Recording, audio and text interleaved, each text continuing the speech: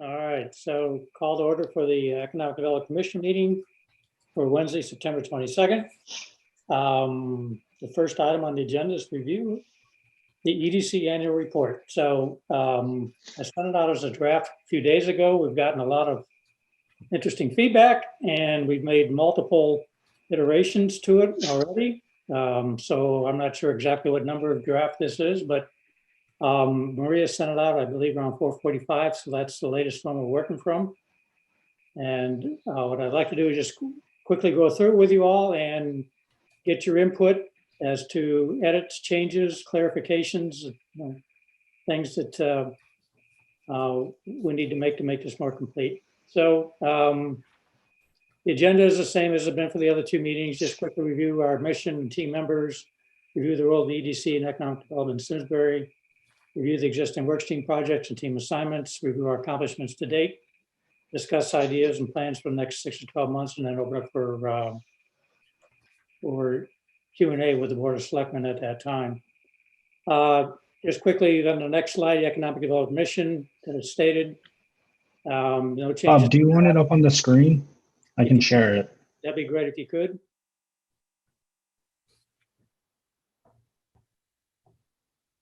Thank you. So we're on to, I think, slide 3.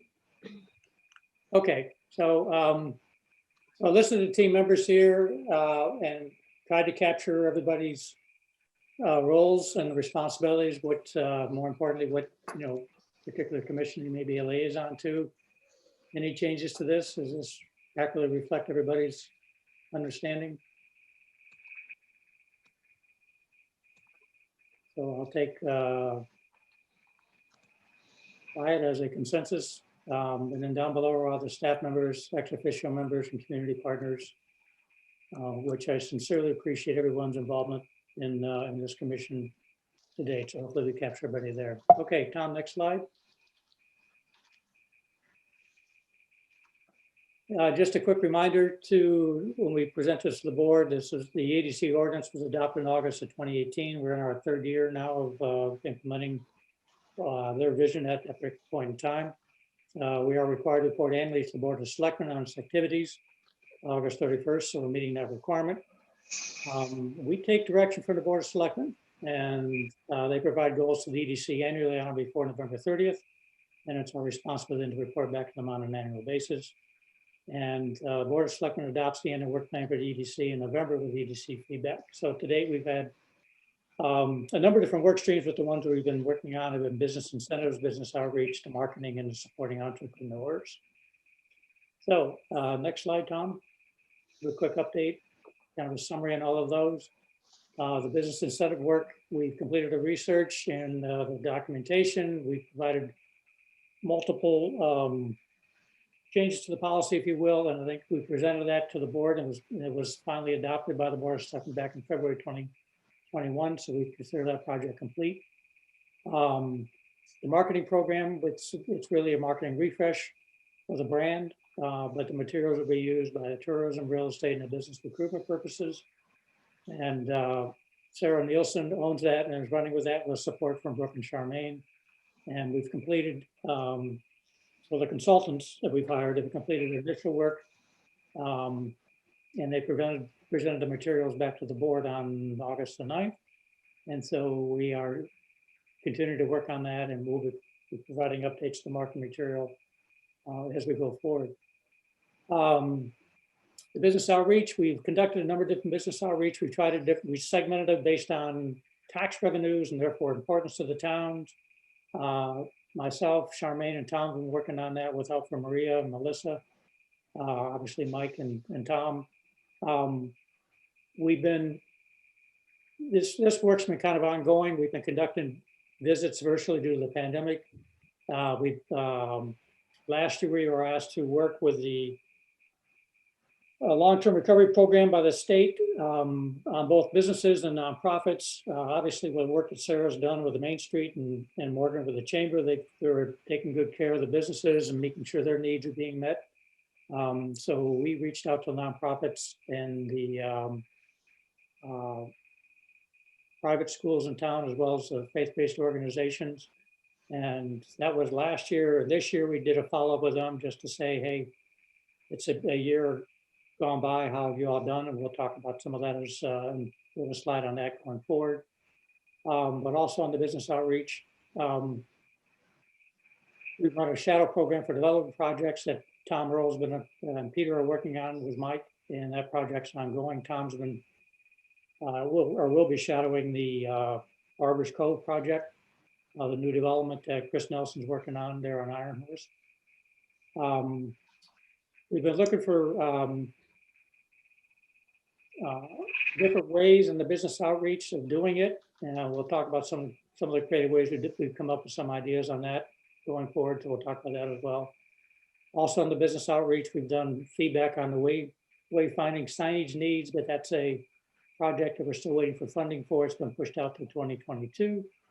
The support entrepreneurs, or supporting the infrastructure for the entrepreneurs, promote the access to business resource, information, and infrastructure. Peter and Ron were working with that, and that work's been ongoing. More importantly, they've been developing a plan for the co-working space, working closely with the chamber on coming up with a very creative idea on how we want to move forward with that. And so that proposal has been endorsed by the EDC and submitted to the town manager's office, awaiting discussion on funding as part of the ARPA work group. So that's just a quick summary of our work plan. Any comments, thoughts, ideas, changes, edits? Okay, let's move on. Tom, next slide. So the business incentive policy, we completed the research. We provided recommendations to the Board of Selectmen to update the business incentive policy. The replacement policy, fee waiver and tax abatement program guidelines were adopted by the Board of Selectmen back in February 2021 and submitted to the Board of Selectmen aspirational economic development strategies to attract and retain businesses. So we consider the project now complete. Any changes to that? Okay, next slide, Tom. So with the business outreach, something we continue to try to modify and tweak as we go forward, trying to figure out the best way to reach out to our business clients that is convenient for them and allows us to gather input from them going forward.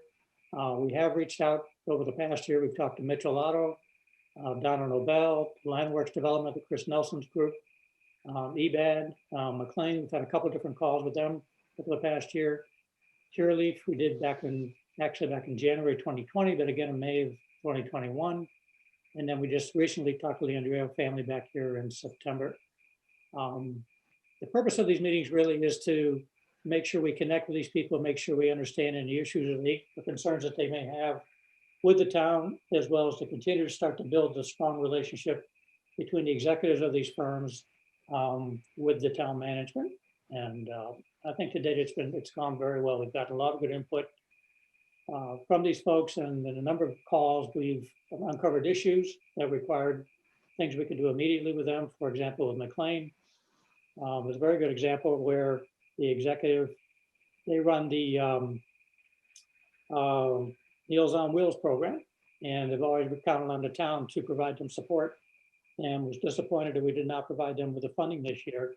And Maria said, well, no, that's not correct. Not only did we approve the funding, but we doubled the amount of the funding from year to year. So there was just a miscommunication between their organization and ours. We got that quickly resolved, and he was very happy. So that's kind of an example of kinds of things we want to uncover, make sure we address quickly, and it shows real value in those kinds of calls. Due to the COVID, all of these have been virtual. We look forward to the time we can start to meet face to face. And like I said, we've had a number of different follow-ups from those meetings that Maria's taken as to-dos and continues to work through those going forward. Any questions or comments on those? Okay, Tom, next slide.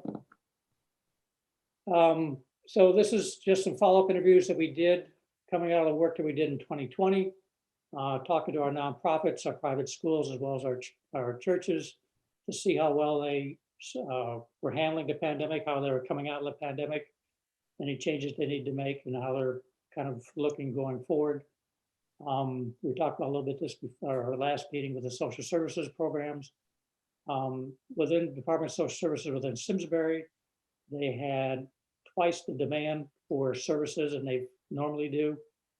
Gifts of Love had a high demand for needs. In addition to that, they saw a decline in their volunteer program, so they had to come up with different and creative ways to address those needs. So lots of demand out there. The good news is that the town of Simsbury and the residents of Simsbury stepped up and were very, very generous with their donations, not only with monetary donations, but with food donations.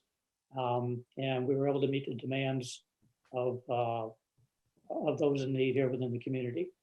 So challenging time for them, but also very kind of rewarding in that our community stepped up in the time of need. With the private schools, it was kind of a tale of two cities here. Westminster had a very strong year. We were able to provide in-class teaching for most of the year. That was done through extensive COVID testing. Their competitive sports were canceled, obviously, but from a application perspective, they broke records, and annual giving reached record highs. So they feel very, very, very positive about that, and I'm very much looking forward to the incoming years. All the students and the faculty for the coming year had to be vaccinated for the school year. Ethel Walker, though, had a very challenging year. They were able to stay open all year. The comment was made that the teachers were exhausted at the end of the year, but they worked through it. They got some government funding to maintain full employment, which was good. Going into this year, all the students and faculties must be vaccinated for the school year. And I think the one thing that they talked about was just the strong support they found from their other private schools in the community and in the region, that they all kind of banded together to help each other through this, which was a good thing. So they feel very positive about coming out of the COVID crisis going into the years ahead. With our churches, the ones we spoke to were just the Methodist Church, the Presbyterian Church, and the Jewish Synagogue. All stated, obviously, it was a challenging year for them. They had to make adjustments, i.e. the Zoom services to support their congregations, but we're able to work through a number of different issues. All three of them used PPE loans and membership financial support to meet their financial needs for the year, but are feeling very positive about the year going forward. And they were able to maintain the membership numbers, which was important. With the Presbyterian Church, it was interesting that they had a kind of different kind of mix. They've got a very unique situation there with a very large facility and an outdoor facility, as well as a very large indoor facility, so they could continue to provide services a number of different ways. And they found that people like that, and that it attracted new members. While they lost some, they were able to get new members coming on board. And so different mix, but were able to maintain stable numbers. The Methodist Church went through a reflection of what we do and why we do it, and found that was very helpful for the congregation as a whole, and found that they were able to attract some new members as a result of that. And with the Jewish Synagogue, they were able to hold their larger events with some limitations. It was a difficult time for them, but they feel like they're coming out of this much stronger. So kind of a mixed message from all the groups, but I think the good news is all of them feel like going forward, they've learned a lot. They appreciate the quality of the people here in the community, and are very much looking forward to coming out of this whole thing a stronger group going forward. So interesting group. Questions, comments on that? Okay, Tom, next slide.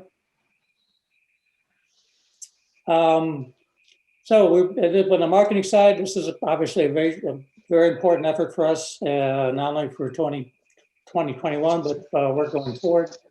We've worked with Dornenberg and Callback Advertising to complete the initial fact gathering of the process to refresh the marketing, branding, and messaging for the town of Simsbury.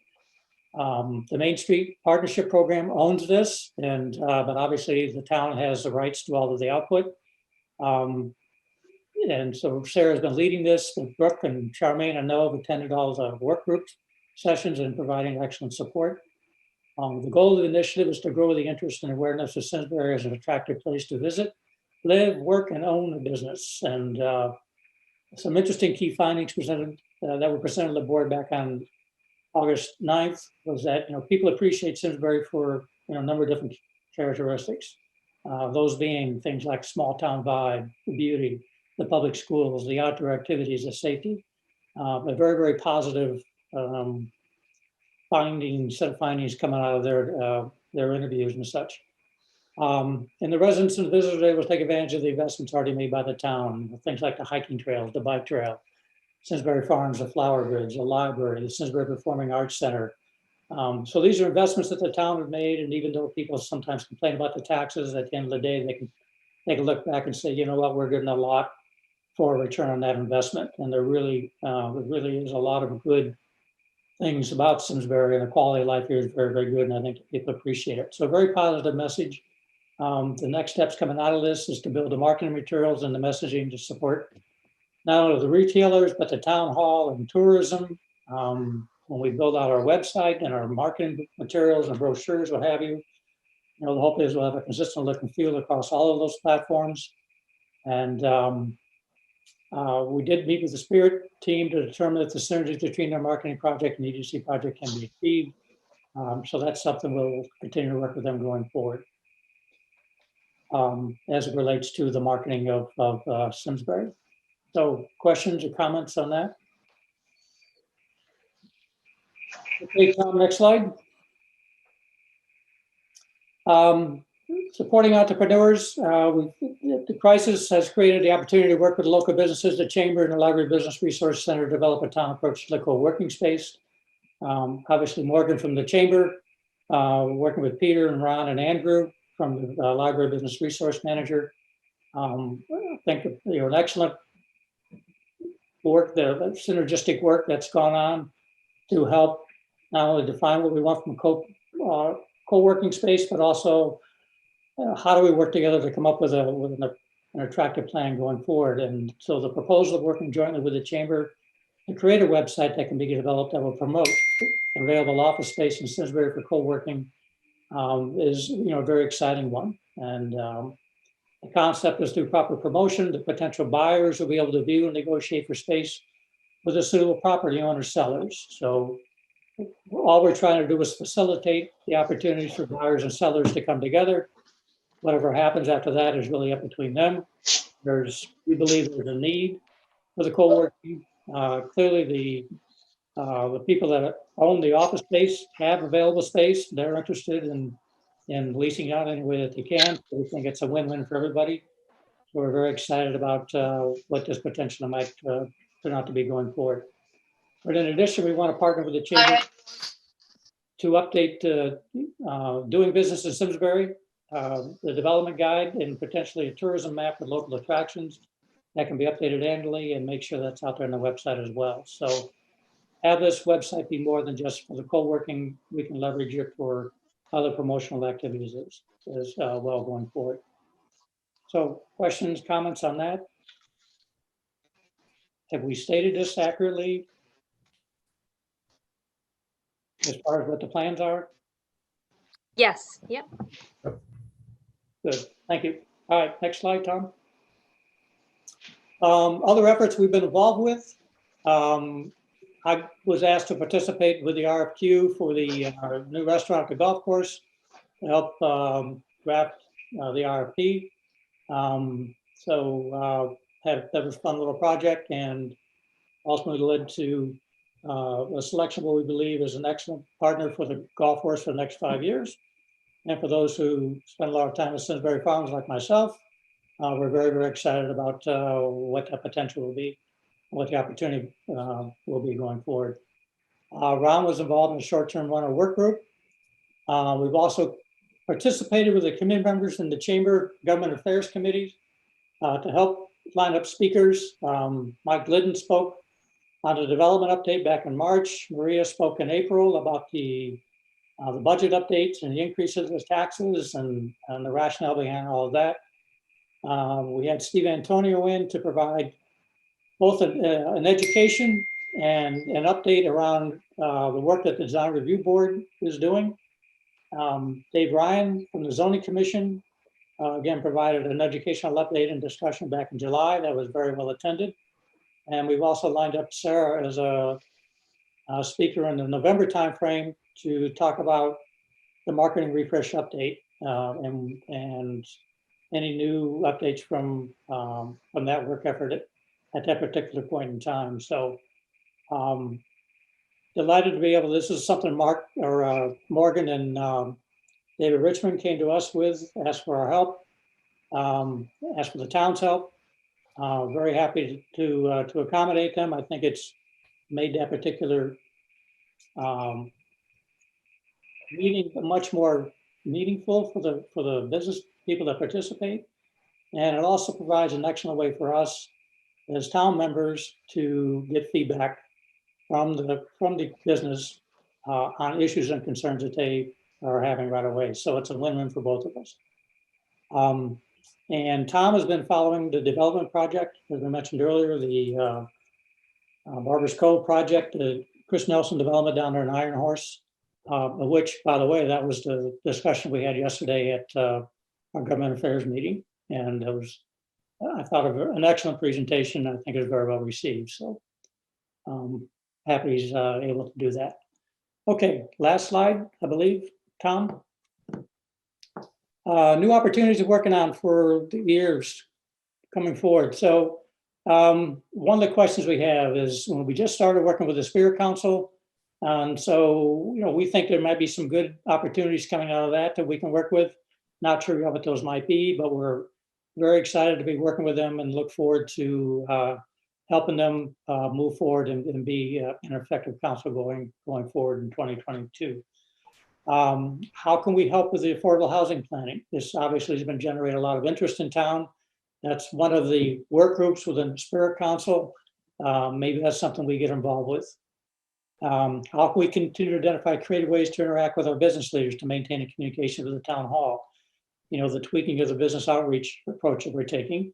We're always looking for new and creative ways of doing that. How can we look for improvements in the townwide process to continue to make Simsbury a town that is easy to do business with? We've heard from a number of different folks that we've made obviously a lot of progress as a town, community through a lot of different efforts from a lot of different people. They really do recognize the fact that Simsbury is a business that is easy to do business with, and that's something we just want to. That's great work, and you applaud everyone's efforts, but obviously you can always do something better. So, to the extent we can identify new ways or do something better, let's take advantage of that. So, the final comment there, the EDC and the Board of Selectmen is to discuss the 21-22 work plan ideas in October and November.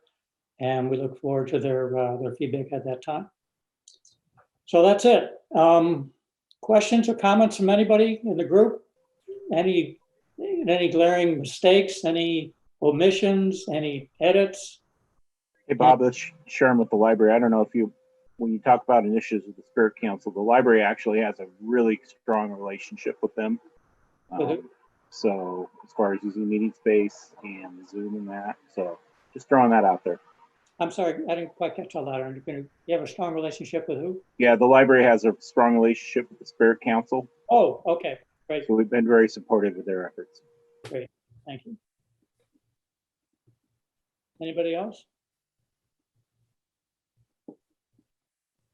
Okay, so again, it's a draft. We'll continue to tweak it, continue to get input from everybody. The presentation to the board is late October. So we still got plenty of time, but the final submission has to be done, I think, a week prior. So we'll keep working on it. Okay. Next item, quick update on the EDC work plans. Brooke, do you have anything on the marketing project? No, I thought we had actually a meeting last week. I think it was scheduled, or possibly the week prior, and it had gotten canceled and then I think rescheduled and then canceled again. So I don't have, and actually that was with the Spirit Council. I think that's what that meeting was. I could be mistaken, but when I went to check the Zoom, it said that it was not there anymore and canceled. So okay. I think once we meet with them, we'll have more of an update, but we don't have anything new that I know of, unless they met with me. All right, very good, thanks. Thanks. Business outreach, we don't have any updates. I know Tom, we're constantly looking for to set up calls and stuff, and I know you're working on actually busy with other things, but as meetings get scheduled, we'll make everybody aware of them and invite everybody who wants to participate, who wants to attend. And so we'll keep you posted on those. As far as others concerned, the only other thing I wanted to talk about was on the co-working workspace. Morgan or Melissa, do we have any updates on when we think the funding is going to get approved and when we think we'll be able to see some progress here? We don't. I know in the presentation that you just walked through, the funding source for that, we don't have one yet, and it hasn't, gone formally before the Board of Selectmen. So the reason there was sort of a pause was because, as the presentation notes, the ARPA, which is the Federal Recovery Funds, that work group of the Board of Selectmen is still meeting and isn't quite at the point yet to start considering specific projects. So don't have a specific date on, when that will be considered for a potential funding source. Okay, very good. The chamber has finalized the proposal for all of those 4 projects that you stated in the review packet. So we're just working with the town to figure out, what funding is applicable for what project and how to kind of fit it in that way. So kind of piecing that together. But I think the first step is certainly the co-working piece with the recovery fund group once they get, their infrastructure together. Okay, good, great, thank you. Mhm. Okay, updates from liaisons. Sarah couldn't make it, but she did provide an email to me. Let me just bring it up real quick. Okay. So quick update from Sarah. The organization continues working with the Farmington Valley Health District to vaccinate our restaurants and food service businesses at their locations for free, which is a terrific program. They are working with the town emergency management staff on increased cell phone connectivity, which is first and foremost a public safety issue, but is also an economic development issue. As we've talked about before, and Morgan has experienced firsthand, the lack of coverage, especially in major areas of the town, negatively affects safety in our business and our residents working from home. And if we can get this thing fixed, that would be a huge feather in our cap. It's been a pain for a lot of people.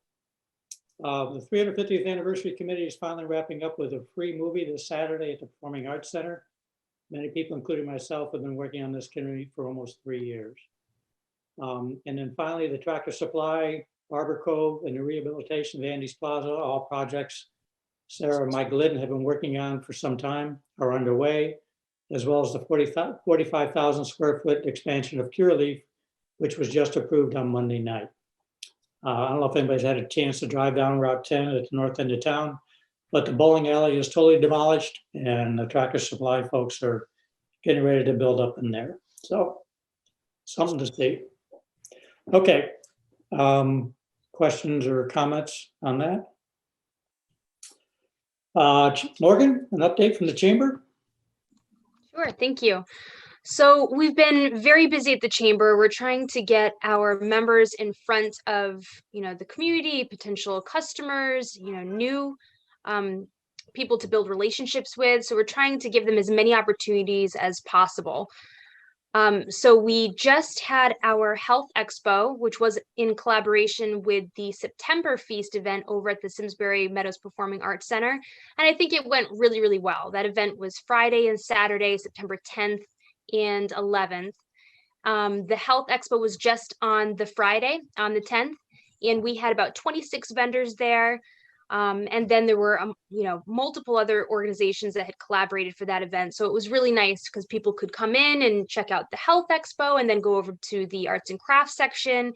There were food trucks. So Misty over at the PAC did a great job in terms of putting on that event. And we really appreciated the opportunity to kind of loop in on it and collaborate with them. So we think that that's going to be an ongoing relationship, for these organizations to get together each September and put something on like that. So I think it'll continue to build in popularity. We did hear some unfortunate feedback from some of our members that wanted to participate but couldn't. And it's the same thing we've been hearing for a while now, and that's lack of employees. It's one of those things that we've been hearing it from, the grocery stores, the small businesses, the restaurants. Everybody seems to be struggling with the same piece. And it's a tough one to fix because there's not a whole lot we can do as a business support organization in that department. But we're trying to provide support in every other way that we possibly can. And for those that are able to figure it out and participate in these events, they're getting a lot of activity and traffic from that. So we're happy to help. As you had mentioned before, we did just have a government affairs committee meeting, and Chris Nelson had really presented a wonderful, comprehensive view on what's going on over there on Iron Horse. And it's very, very exciting. I definitely knew of the preliminary plans, but I had no in-depth information. So it was wonderful for him to bring the informative deck and really walk us through exactly what the place was going to look like, the amount of thought that's gone into the ambiance, and how it's going to look in terms of fitting into Simsbury already has going on. So I think it's very exciting. And we were finding, oddly enough, reduced attendance on those Zoom calls. And we were trying to think, are people losing interest in the Government Affairs Committee? But it's actually the opposite. Because we have this online opportunity and we record the presentations, we post them on the website after the fact with all of the deck that is being used during the presentation. And we're seeing a huge increase in traffic to that web page. So I think we're actually, by keeping it online and recording it that way, we're actually reaching more people and providing the information to more people in the area, which is fantastic. So we're excited to continue to build that group. Thank you, Bob, so much for participating on it. And we've got some fun things coming up for that committee. In terms of what's coming down the pipeline for the chamber, we are working on the second Spooktacular celebration. So many of you remember last year's Spooktacular. We had to figure out how to have a huge community event when you couldn't have huge crowds. So we repeated the event 3 times throughout the day, and it was a huge success. People enjoyed it. The businesses got a lot out of it. And we were one of the only communities in the state to have anything going on for families, which was wonderful and well received. So this year we don't have the attendance restrictions, which is awesome. So we can do the event once and really focus all of our efforts into making that all-day event as successful as possible. After speaking with all of the vendors that participated in the drive-through portion last year, we've decided to stick with that format to have basically a 2-part event. The first part is a drive-through section. We shut down part of Iron Horse Boulevard, and families slowly drive down and visit each and every vendor as they are going to the Performing Arts Center, collecting candy for the kids and promotional material from those businesses. The vendors enjoyed it, obviously, because they're reaching each and every family. And then the families enjoyed it because they decorate their cars, the kids are dressed up, and they're getting treats and all sorts of fun stuff from those vendors. So after the cars drive through, then they're going to park at the Performing Arts Center and enjoy the event and the activities on the field for as long as they'd like. So we don't have set times this year. The event's just 10 a.m. to 5 p.m. People can come whenever they want. We also will have, we had a lot of pedestrians last year, which we weren't expecting. So this year it's open to pedestrians as well that want to skip the drive-through portion. Admission is going to be $20, and they can pay at the beginning of the drive-through or at the gates just to enter the pack. We'll have live entertainment again, several food trucks. We've added even more games, which was a hit last year. The families really enjoyed what we came up with. And we're going to have an obstacle course, a lot of fun things going on. So I hope everybody can at least come and enjoy it, if not volunteer. Let's see. When do we sign up for volunteer? So I'll get that sheet out soon. We've got you booked for the day, so I hope you've cleared your schedule. The event's Sunday, October 17th. Yep. Okay. Let's see. We also, tomorrow's a really busy day for the chamber. We have early morning networking, 7:30 a.m. to 9 over at the chamber office. We'll have coffee and bagels available, and that's been increasing in attendance as well. So we're getting about 30 or so people to that. And then that evening, it's going to be a long day for us. We have after hours over at Andy's Italian Kitchen, which is co-hosted by Belgian Forest Corps. So we have, we're capping it at 50, and we're right about at that line. So anyone that's planning on attending, please register ahead of time. If we have slots available, then you'll be able to register. If not, we hope to see you at another after hours, because we do have to keep the attendance shorter. We are moving ahead with the Simsbury Young Professionals group. So that's been an initiative that's been sort of on our back burner for a while. We have these massive community events which help our members. We've been doing a lot with our committees. We've been recruiting a lot of new members, and the SYP group keeps getting pushed off. So we are, nailing it in as an initiative we're going after for the end of October. So we think this will be extremely helpful just to engage younger entrepreneurs in the area. And, it's these young families that live in Simsbury. We've seen a lot of people relocate to the area. So I think this is going to be a unique way to engage them. And I anticipate it to be a very successful and productive group. And then the October-November timeframe, we're going to be moving ahead with our new community guide. Last year, we revamped the community guide. We changed all of the branding. We increased the amount of pages available and really made it more of a resource. This year, we're going to be doing that again. We're going to be pushing harder to make it a comprehensive opportunity for our members to be advertised, as well as highlight all of the other things that Simsbury has to offer.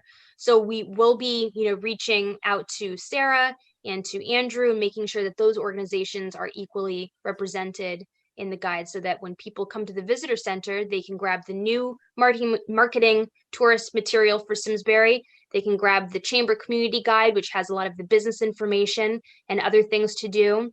And we think it'll be a great way for people to kind of one-stop shop to get everything they need to know about the Simsbury business and residential communities. And then we've got, we've been consistently moving our committee meetings in person, and it's been very successful to do that. I think for government affairs, as I mentioned before, we should keep it on Zoom just because of the nature of that program. It's more accessible when it's recorded and presented online. But we'll be, reaching out to Sherm and having, working with him for in-person meetings over at the library now that that's available again. And that's all we have for the chamber update. So real quick, when Chris Nelson spoke yesterday, Bill Rice, you still on the call? I just want to bring to your attention. Yeah, I'm here. Yeah, he mentioned that he's going to have 10% of those apartment units are going to be affordable housing units. Is that right? That's awesome. Yeah. So he's working through that. He knows, he understands, that requirement. It says that requires the whatever loans provided by the government to be made available. So he's working through that. So I wanted to give you a heads up on that because I know that's something. Yep. Yeah. That was something I had requested with the initial the initial conversations. Yeah. So Bob, that's at Iron Horse, right? Yes. And are those going to be apartments or owner occupied? No, they will be apartments. Okay, yeah, there's still guidelines that need to be followed for rental units to qualify for being counted in the affordable housing number. So do you know Chris? But I've met him a couple times. Okay, you just may want to reach out to him just to have a conversation, just to make sure he's aware and anything you do to help. Okay, yeah, I'll think about that. Okay, good, thanks. Thanks, Bob. And just really quickly, I encourage anybody that has not seen that presentation to go on the chamber website and watch it. The amount of effort they're putting in terms of the visual aesthetic of the complex, as well as going green and lowering the carbon footprint, is really remarkable. So they're going above and beyond to make this place state of the art, absolutely gorgeous. And I think it's going to be an absolute treasure to have in town. Yeah, there'll be solar panels, energy efficient building to make them airtight, to make efficient use of what energy they do use. So Mhm. it's really very, very progressive. The other aspect that I think the town will really appreciate is you all have a general idea of the location. It's so if you walk to the back of the facility, they'll have a half-mile crushed stone, if you will, walkway that goes out into the marsh area, if you will. And that'll be accessible for everybody in town off of the bike trail during the day. So he's building this with the community in mind, and then once everybody will be able to take advantage of that. So Mhm. great design. They're using the brownstones from the Ensign Bickford buildings and stuff, and incorporating all that in that. So from an aesthetic perspective, it's going to really look lovely, and I think Yeah. it's just going to be a great addition to the town. So Mhm. we're really, really excited about that. Okay, Sharon, you got an update for us? Yeah, as Morgan mentioned, we have our meeting rooms open again at the library. We're seeing a lot of demand for that space. I know in the BCC, the work study rooms and the 2 conference rooms we have are seeing a lot of use. The additional work and study space we created, the BCC area is getting a lot of use. So that's good to see. As far as for my group, we are returning to a lot of in-person programming in October and November. I'm curious to see how that attendance compares to what we've been doing virtually. One of the librarian roundtables I participate in, where some of the other libraries have been doing in-person programming, they're still seeing quite a bit bigger attendance for the virtual over in person at this time. At the library, we're working on trying to come up with some methods to do hybrid, where we'll be able to offer in-person and virtual for our programs, try and capitalize on both channels there. But again, the meeting rooms are seeing a lot of use. Our children's department has started doing in-person programming again. At this time, they're limiting the attendance, so we're seeing pretty big builds on the wait list for those programs. They are hoping to take advantage of as much nice fall weather as they can to continue to do that stuff outdoors, where we can have large groups attend. But again, it's nice to be pretty much back to normal as far as the public goes. I have seen some of our regulars that used to come in and use the computers. It looks like probably got home Wi-Fi, home internet service during the pandemic. So we've seen a little bit of reduction on folks coming in to use the computers, but we do have folks coming in and using them still. So that's kind of where we're at. We'll be interested to see how this transition is going to go for us this fall. Great, thank you. Questions or comments for Sharon? Okay, moving down to Ron, any updates from zoning? Zoning's been pretty quiet this summer. We used to have our short-term rental, I think tomorrow may be the last meeting. We'll get that ordinance out. But other than that, nothing really new. Jackie, I missed something. Curaleaf was approved on Monday, the expansion? Yes, Yes. Which is exciting. very. Okay, nothing to report on design review. On sustainability, Mark Scully heads up both sustainability and the Clean Energy Task Force, and so we just combined those 2 commissions at our last meeting. The one thing I wanted to bring to the attention of Maria and Melissa is they are in the process, the Clean Energy Task Force is in the process of creating a resolution declaring a climate emergency, and they're preparing a documentation to submit to the Board of Selectmen on that. I think the biggest issue concern that I've got is that in doing so, they're asking the town to take certain steps as well as the Board of Education. So how all that plays out is to be determined, but I did want to at least bring that to everyone's attention.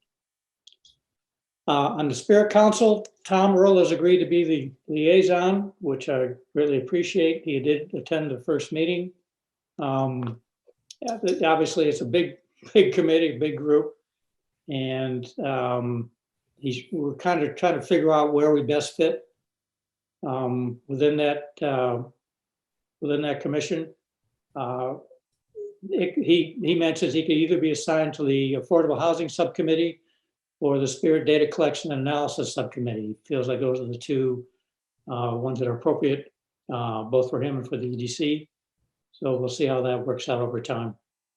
And lastly, the development project, Tom's been assigned to the Barbers Cove project we talked about earlier. Chris mentioned in his presentation yesterday, it's about a 2.5-year effort. So it's going to be some time to follow that through, but he hopes to start working on that later on here in the fall. So that's going to be a good project to follow. Okay, anything else? Anybody else have anything to add? All right, did everybody have a chance to read through the minutes from our last meeting of August 25th? Good. Have any changes or additions, or have a motion to approve? Motion to approve. Second? Second, Second, thanks, Brooke. Okay, all in favor? Show of hands. aye. Okay, Melissa, the minutes have been approved. All right, if we don't have anything else, then we have a motion to adjourn.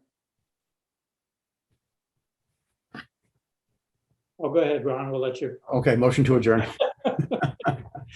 All right, Brooke, we'll let you second too. Okay, thank you, everybody. Appreciate everyone's input on the annual report. We have our next meeting is third week in September, right? Fourth week in September? Okay, we'll see everybody then. Yeah. Thanks, Bob. October. Buddy. October. It's September, isn't it? Boy, tell you what. time flies. October 27th. October 27th? Yeah. When's the presentation of the Board of Selectmen? Just before? that? It would be 2 days prior to that, I believe. All right. Yes, Monday the 25th, I believe. Okay, so we'll be able to report on that at our next meeting. Okay, all right, thanks, everybody. Everybody have a good evening. Thank you for your You time. too. Bye, Thanks, thank you. everyone.